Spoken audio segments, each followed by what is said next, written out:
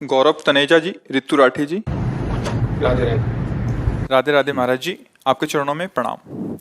महाराज जी, क्या पति पत्नी का साथ 7 जन्मों का होता है? और अगर पति या पत्नी, ये सब बेकार की बात महाराज जी, संसार में ऐसा कहा जाता है। है। जीव अपने कर्मानुसार आकर के संयोग वशात इस जन्म में बना है आकर के। अगर परस्पर आसक्त हो गया तो हो सकता है अगला कोई भी योनि मिले। तो जरूरी थोड़ी है अगर आप स्त्री में आसक्त हुए तो वो पत्नी थोड़ी बनी रहेगी, तुम स्त्री बनोगे जाके। भागवत में कोई भी बात हो उसका प्रमाण होना चाहिए।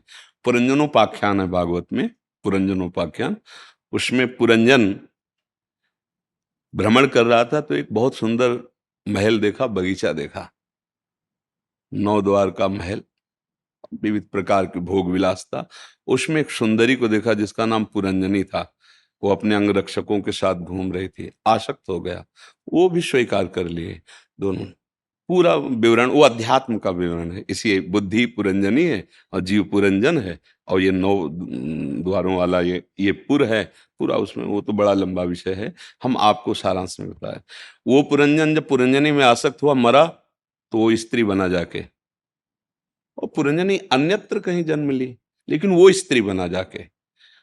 वो जिस राजा की पत्नी बना जाके, वो राजा उससे बहुत प्यार करता था। अब वो वैसी राजा पे आसक्त हो गई। राजा युद्ध में मारा गया।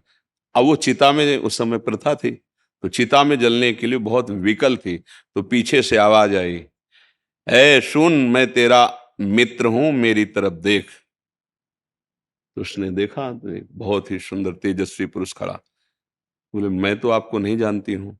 बोले, जानती नहीं, तू मेरा नित्य सखा है, मैं तेरा नित्य मित्र हूं। मेरा नाम अविज्ञात है। अविज्ञात माने मैं जानने में नहीं आता हूं। ना तू स्त्री है, ना ये तेरा पति था। तू देख। जब देख कहा ना, तो जैसे टीवी में दिखाई देता है ना, ऐसे उसे सैकड़ों जन्मों की स्मृति आ गई। और उसको दिखाई दे रहा, अरे ये तो बहुत बड़ा नाटक है मेरे साथ। पहले मैं किसी का पिता था, फिर किसी का पुत्र बना, फिर किसी की पत्नी बना, फिर तो मैं कैसे उससे मुक्त हूं। तब वो उनको ज्ञान देते हैं, तो उसको समझ में आता है मैं भगवान का अंश हूं, मैं भ्रम से इस शरीरों में फंसा हूं। तो शास्त्रीय पद्धति के अनुसार ये तो बोले, तो मैं आपका साथ नहीं छोड़ूंगा 7 जन्म तक है। कैसे? जीव अपनी कर्म की गति के अनुसार।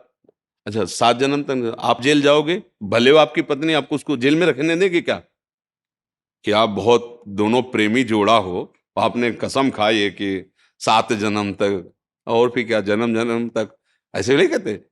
एक जन्म नहीं, 7 जन्म तक, 7 जन्म नहीं तो जन्म वो समझते हम काल को अधीन किए जैसा हम चाहे। यही की जेल में आप बताओ, हमें प्रमाण दो कि आपके द्वारा अपराध बन जाए और आपको कानूनी सजा मिले आपको, तो क्या आपकी पत्नी को आपको साथ रहने में मिलेगा? नहीं मिलेगा ना। पत्नी हत्या कर दे किसी की और वो जेल जाए तो आपको साथ रहने को मिलेगा क्या? तो यही तुम 7 जन्म नहीं निर्वाह कर पा रहे, तो आगे क्या बात? बोलो, फेल हुआ ना ये बात 7 जन्म वाली। आगे तो अलग बात, पत्नी अच्छे कर्म करेगी तो स्वर्ग जाएगी, तुम गलत कर्म करोगे तो नरक जाओगे। वो क्या बनेगी, वो क्या, अलग अलग खेल।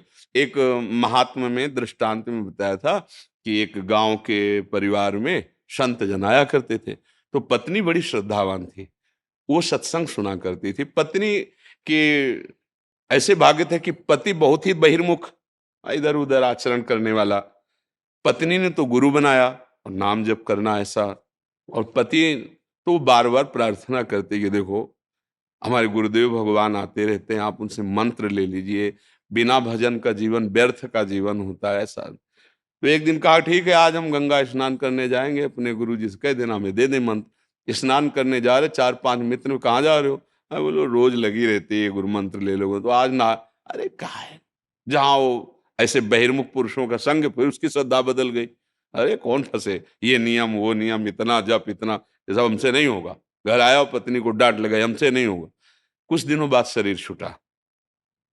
पति में प्रियता होने के कारण वो भजन का वास्तविक लाभ नहीं ले पाई। वो एक राजा की राजकुमारी हुई जाकर के, और उसका पति हाथी हुआ जाकर के। अब वो पशु देह में जब वो राजकुमारी को देखता, तब उसको समझ, ये मेरी पत्नी है। उसको पत्नी के भजन के प्रभाव से संबंध का बहुत बड़ा लाभ मिलता है। वो तो ये तो राजकुमारी हुई और मैं हाथी के शरीर में हो गया। अब जैसे जैसे नौ किशोर अवस्था हुई, अब वो राजकुमारी का स्वयंवर, तो हाथी ने भोजन छोड़ दिया, खाना पीना छोड़, क्योंकि उसको पता यार इतना हमें प्रेम करने वाली पत्नी अब दूसरा कोई वरण करेगा। राजा के बहुत वैद्य जो पशु सेवा चिकित्सा वाले थे, उन्होंने बताया बचेगा नहीं, कुछ खा पी नहीं रहा, ऐसा है। राजकुमारी पवित्र दृष्टि की भगवत भजन करने वाली थी, बोले हमें कुछ मिनट के लिए इस एकांत, इस जो हाथी का किशोर है इससे बात करने दीजिए, ये ठीक हो जाएगा बात करने मात्र से। नजदीक गई और कहा भगवत कृपा से, गुरु कृपा से तुम्हारे लिए ही हमारा जन्म हुआ है, क्योंकि तुम भजन नहीं किए। देखो तुम हाथी बने ना, हम किसी और के गले में माला नहीं डालेंगे, आपके ही गले में डालेंगे। पर अब आप जो गुरु मंत्र हमें मिला था वो हम आपको दे रहे हैं, अब चुपचाप जो मंत्र आपको हम सुनाई दे रहे हैं उसका आप जैसे बने तैसे चिंतन करो और भोजन शुरू करो। हम इतना भजन करेंगे कि अब आपको भी ले जाएंगे भगवत धाम में। वो राजकुमारी बनी, वो हाथी बना। पर भजन का फल ये था कि दोनों का पुनः संयोग हुआ। तुम्हारे केवल कहने से नहीं होगा कि हम साथ जिएंगे साथ मरेंगे। जब यहाँ की जेल में साथ कितना मिलना होता है, आप अंदर से और वो बाहर से, वो भी वहां खड़े हुए हैं, समय पूरा हुआ खत्म, कह दो नहीं एक दिन नहीं मिलेगा आपको। तो ऐसे ही तो हमारा भारतीय कानून है, फिर वैदिक सिद्धांत, और जो जो कर्म करोगे एक एक क्षण का मिलेगा। तो हमारे अध्यात्म मार्ग के अनुसार ये झूठी बात है, इसमें कोई दम नहीं है। देखो हम सब भगवान के अंश, जैसे तरंगे होती है ना समुद्र की, ऐसे हम तरंगे हैं। आप अगर इनमें भगवत भाव करें और ये आप में भगवत भाव करें तो दोनों सदा के लिए एक जगह जा सकते हैं। स्त्री भाव पुरुष भाव से नहीं, ये विनाशशील भाव है कि मेरे प्रभु मुझे सुख देने के लिए, प्यार करने के लिए इस रूप में आए, और ये आप पर भावना करे कि मेरे प्रभु मेरे पति के रूप में आए हैं। अब दोनों प्रभुमय भाव हो गया तो दोनों एक ही जगह तो पहुंचोगे, प्रभु के पास, वहीं पहुंच गए, फिर तो अनंत काल के लिए एक जगह पहुंच गए ना। अगर शरीर भाव में रहे तो फिर ट्रांसफर अलग अलग हो सकता है, अगर भगवत भाव में आए तो एक ही जगह जाला है। एक दूसरे में भगवत भाव, कभी आपस में किसी भी बात को लेकर ऐसा वैर विरोध ना हो कि आपस के प्रेम में, आज जीवन प्रेम में मिला है, थोड़ी बात सहन कर लिया, थोड़ी आप सहन कर ली, दोनों प्यार से आगे बढ़ते हुए देखो भगवान आए इन रूपों में। हाँ, इनको दुलार कर, ठीक है। धन धन धन जय जय श्री राधे, जय जय श्री राधे, जय जय ओहो। देखो बच्चों पर कैसा प्रभाव पड़ता है आचरण का। आप प्रणाम करें तो उठो, हो गया प्रभु।